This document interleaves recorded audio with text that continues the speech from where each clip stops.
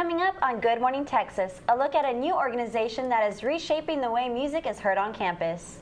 A look at some of UT students' favorite scary movies. And some haunted places around the UT campus. All of this and more coming up on Good Morning Texas.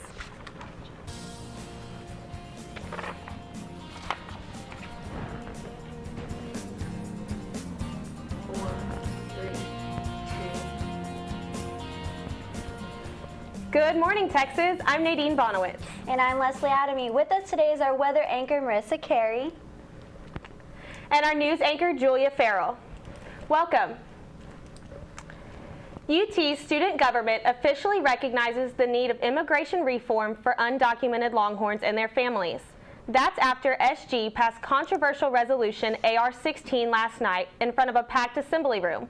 The resolution also reaffirms SG's support for Texas House Bill 1403, which allows undocumented students to pay in-state college tuition, as well as DACA, or Deferred Action for Childhood Arrivals, which provides a temporary relief from deportation. The language in the resolution caused controversy in last week's SG meeting because it included an official endorsement of a pathway to citizenship for undocumented immigrants. SG sent that version of the resolution back to committee for review. That's when the language was changed to recognizing the need for immigration reform. Supporters of AR-16 were vocal during the meeting, encouraging representatives to vote yes. One supporter said the first label should be Longhorn and the last label should be put them as undocumented. Some representatives were concerned that though not everyone's opinion was being taken into account. Representative Stephen Vincent said, because we attend a large, diverse university, it's critically important to realize that people possess a myriad of opinions. Well, that discussion about AR-16 lasted for more than 2 hours last night. At times, the crowd in the gallery were so loud that Speaker Kenton Wilson had to issue a warning, telling them you can snap, but that's it. The final vote came in just after 10:15. SG did pass the resolution by a vote of 18-9. There were 2 abstentions. And although the era of UT and A&M football shootouts may be over, the mischief of the rivalry still continues. This past weekend, 6 campus buildings were sprayed with pro-A&M slogans. Let's take a look at what happened. It was the seemingly annual tradition. The UT campus was tagged over the weekend with Texas A&M-related graffiti.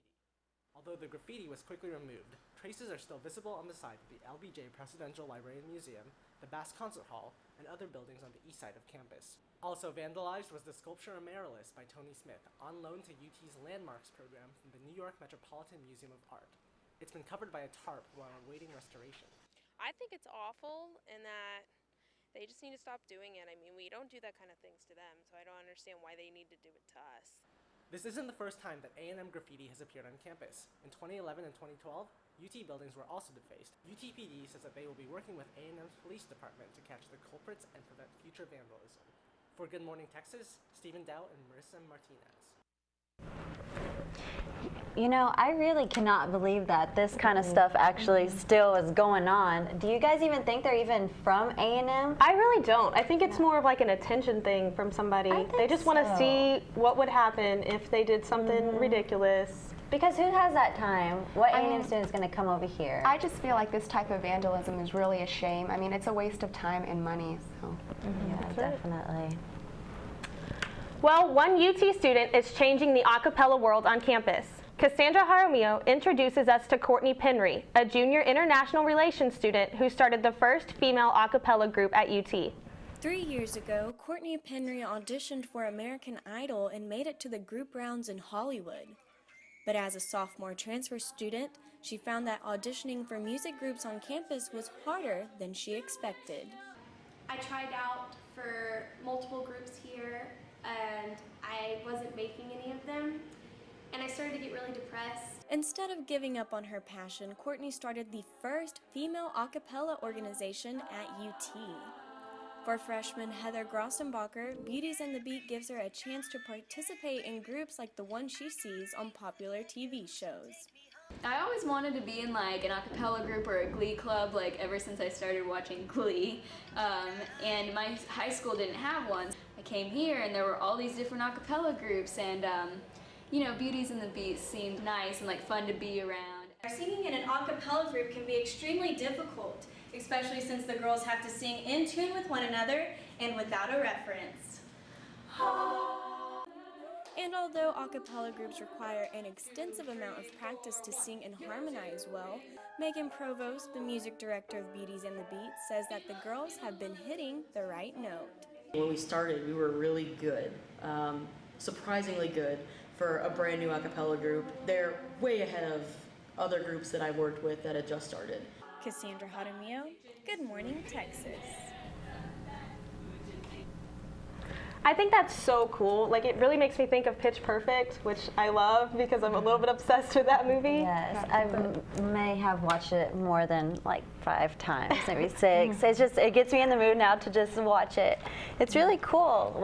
She's starting up kind of like a little revolution. Maybe we'll see more of a cappella around here and other I want to see some universities. competition, like some riff-off kind of stuff. I think that'd be really cool. We need to get more That'd be groups more going. fun. Okay, well, Scottish Rite Dormitory, better known on campus as SRD, is considered one of UT's most privileged dorms. SRD is off-campus private housing for just girls. It was constructed back in 1922, and over the past 91 years, we've heard some rather creepy tales about this dorm. Take a look. Last week on our Keep Austin Haunted segment, we featured Littlefield House. And this week we're featuring Scottish Rite Dormitory, and we're going to show you a little bit about the spooky folklore behind Scottish Rite Dormitory. Back during World War II, there was a young girl who lived here, and her fiance was fighting the war, and he was killed in the war. And she was so distraught, she threw herself down an empty elevator shaft. We've had stories from the staff, especially over Christmas or times when there's nobody here in the dorm. And I've heard when our maintenance staff has been here and maybe up on one of the floors working, and the way our elevator, you have to push the button to get the elevator to operate. And they'll be up on 3rd or 4th floor, and all of a sudden the elevator starts going. Or they'll be upstairs by themselves and they'll feel like something cool pass by them. Well, you know, it was really interesting to be able to go in and kind of learn a little bit about the history of the dorm. But, you know, the building was constructed over 90 years ago, and I feel that with any building that old, there's going to be some spooky stories that accumulate over the years. The footage alone kind of creeped me out. I've heard some weird things about that place, and I understand you live there, I don't do. you? I've never experienced anything myself, but, you know, who knows? Keep Austin haunted. I think I'd still be scared, even if I hadn't seen anything, just to know that it was there. Right. Yeah, I don't know. What do you think, Marissa? I've always thought that the people there lived like a princess, so I had no idea. I had Yes, no exactly. idea Like a that it princess. was Exactly. scary. So that's the shock too. Wow. And we're nearing the end of October, which means that Halloween is quickly approaching. To get into the spooky spirit, our very own Marisabel Cardozo and Rachel Wyatt went to see which scary movies frighten our fellow Longhorns.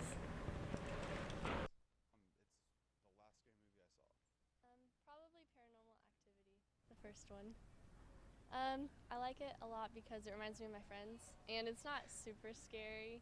Corpse Bride, because I love animated movies, and then I love the little dog. I don't remember his name. One Missed Call.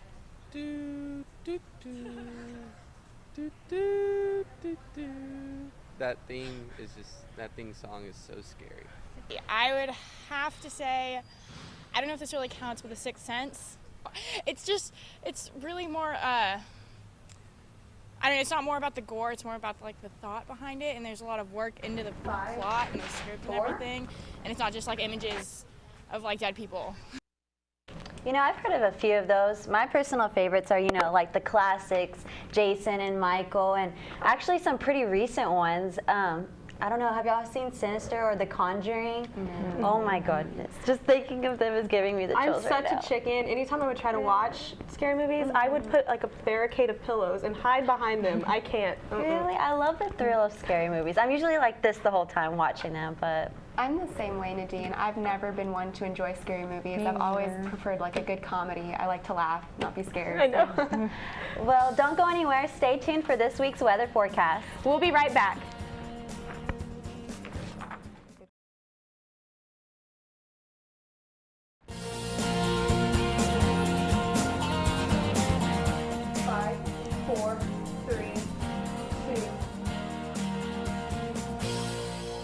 Welcome back. Now for your local Austin news. Julia? Well, people headed for the polls this week may be in for a surprise. For the first time ever, Texas' new voter ID laws are in effect. The voter ID requirements have sparked controversy amongst voters, who feel that these laws only make voting more difficult. Opponents say that these laws are a strategic plan to eliminate certain groups of voters. Election officials feel confident that implementing the new ID requirements will go smoothly, but voting rights activists say it's just another obstacle. The Texas Book Festival will take place at the state capitol this upcoming weekend. Lemony Snicket and R.L. Stine, as well as several other authors, will be attending the event. Authors will discuss their new releases and hold signings following book reviews. The festival is free and open to the public. You can find out more at www.texasbookfestival.org. And another event is coming to the city of Austin. Main Event Entertainment has officially decided to expand into South Austin. Main Event is a Dallas-based company that offers various entertainment sources for young children, such as bowling, rock climbing, and laser tag. Main Event currently operates a total of 12 facilities across Texas and one in Arizona. In a recent news release, they said that they are planning to double their portfolio by 2015. Thanks, Julia. It's so exciting that many authors are going to be right here in Austin. But on a more positive note, Marissa, the weather has been quite chilly. How long is this going to last? Well, the temperatures here in Austin have been lovely and will continue to be for the next few days. We've had to use our jackets at points, but has gradually gotten warm. Today will be sunny with a high of 80 degrees and a slight breeze, going down to 54 tonight. The temperature will drop a bit leading into this weekend with a high of 76 and a low of 53 degrees on Friday. If you haven't picked up your pumpkins yet, don't fret. Saturday is perfect pumpkin patch weather with a high of 77 and a low of 60 degrees with partly cloudy skies. The temperature on Sunday will be similar. However, we are expecting scattered showers throughout the day, so make sure you have an umbrella with you. Thanks, Marissa. You know, I've been kind of feeling spoiled to these clear days. I don't know if I'm quite ready for the rain to come back, but I can't complain. I'm sure it won't be all that much. Oh, yeah. I like the weather, so I'm ready to transition into fall and winter consistently. I'm excited to start wearing boots and coats. Yeah, this is my favorite time of the year. Now, don't go anywhere, because after the break, we will be talking about how some Halloween treats that will delight all of your party guests. Stay tuned for more Good Morning Texas.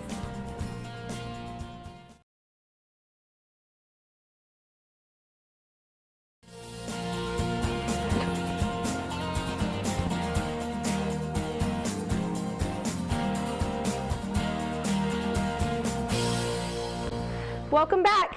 If you have any Halloween parties coming up, you can never go wrong with some chocolates and candy corn, but don't forget to have some original treats out. So what me and Nadine have today are some special ingredients that I typically don't keep around the kitchen. For example, like, I don't know, Barbie doll heads and Ziploc bags, just for example. So let's take you through some of the things that we made. These are our graveyard cupcakes. And so all we did was we took some graham crackers and we crushed them up and we dismembered our little Barbie friend here. I didn't give her a name because that's cruel and creepy. But so all we did was took some chocolate cupcakes and we sprinkled some of our crushed up graham cracker on there to make them some sand. So it looks like a nice little graveyard. And then all we're going to do is take the Barbie pieces and just stick them in there. If you can tell, we have our little legs over here. We have another arm here, and then we have her arm and her head. Kind of gives it that weird Chucky doll, creepy feel. But they taste delicious, so don't let that affect you from eating it. Up next we have, it's really easy to make. All of these are really easy to make, by the way. So basically what you do is you get just regular pudding cup. We got snack packs. Peel the top off. And these are called, what did we decide we called these again? Tombstone pudding cups. Tombstone pudding cups. So we're going to pretty much do almost the same thing. The pudding is our dirt, is our mud, and we're going to sprinkle some graham cracker dust on it again to give it the effect of dirt. And just to add a little bit of something to the pudding, some texture. We also have some crushed up Oreos here. We actually took the cream out, number one, because that's the best part. We wanted to eat it, and number two, because it's easier to crush without it. And then we took another one of our graham crackers and we just kind of shaped it into a little tombstone here. Which you could do with a plastic knife, really easy. And so, of course, what's a tombstone without, you know, a little heartfelt message? We don't have enough room to write something really creative, so let's just go with R.I. Just the really generic Very tombstone generic. writing. And easy as that, you just stick it in the pudding cup and you have a tombstone pudding cup. Okay, lastly, if you don't want to go out and buy a pumpkin, we got something a little easier for you. We carved oranges. Smaller scale. Yeah, and a lot quicker too. And so just like what you would do with the pumpkin, you cut it out and take out all the orange filling, and you cut out the jack-o'-lantern shape. And to give it a fun little treat effect at parties, we've decided to create it into a kind of a Jell-O cup type thing. So it's like a little bowl. You know how you have the soup bowls and the, I don't know, ice cream bowls. I guess it's a little bit healthier because you've got oranges and Jell-O. Yeah, the Jell-O will have a little bit of orange taste in it. So you just dump out some Jell-O in it, and you got yourself a little jack-o'-lantern orange cup filled with Jell-O. Easy as that. So these are just some things that we put together. They're really fun, really quick. I have Jell-O everywhere. Really quick to make. And I think that will be like great icebreakers at parties, and I think everybody will really enjoy them. I enjoyed making them. I enjoyed eating them. And as you can tell, it didn't really take us that long. We just bought some extra pudding cups or took them out of the kids' lunches, whatever the case is. And so yeah, they're just really easy to make, and they're really fun, and they're delicious. So definitely give them a try. And when we come back, an exclusive look at mine and Nadine's trip to the Bastrop Hills Fair. Thank you very much.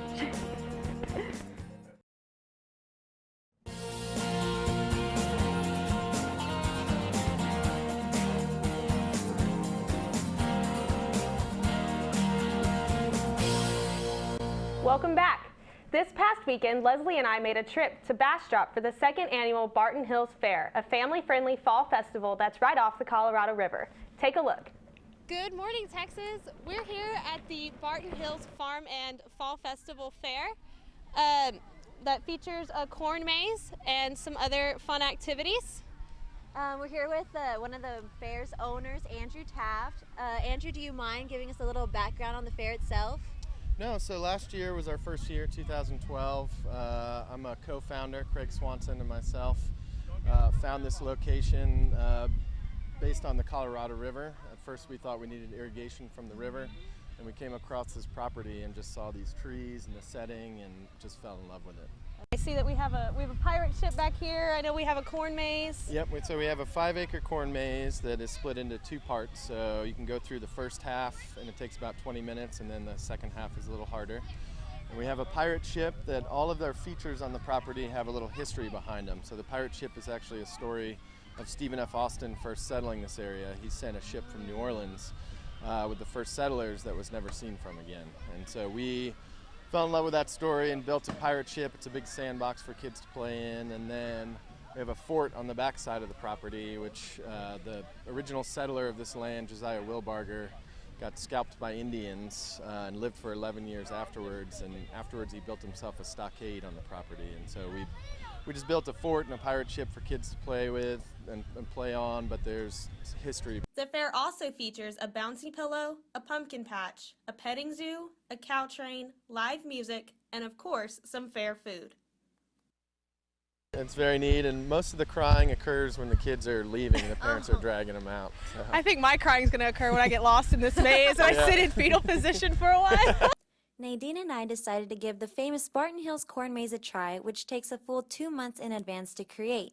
It takes 3 to 4 weeks for the corn stalks to reach a foot in height, which is when Andrew and his team step in and cut the maze's design. We found that it was no easy feat, but managed to find our way out several attempts later. Well, thank you guys for joining Nadine and I today. You should definitely come out and check out the Barton Hills Fall Festival here in Bastrop, Texas. We're open Saturdays and Sundays until November 10th. Saturdays till 10 p.m., so bring your flashlights. And if you go online to bartonhillfarms.com, you can get a discount on tickets. Leslie Adamy, Nadine Bonowitz, Good Morning, Texas.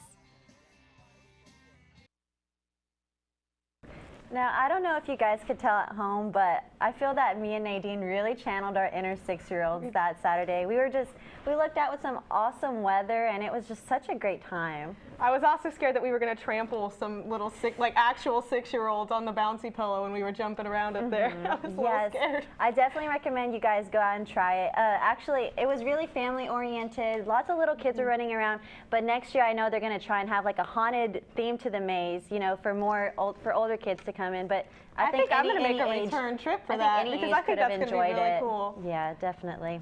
Well, that's it for today. Thanks for tuning in for Good Morning Texas. Throughout the week, you can follow us on Twitter at Good Morning TX. Have a wonderful Wednesday.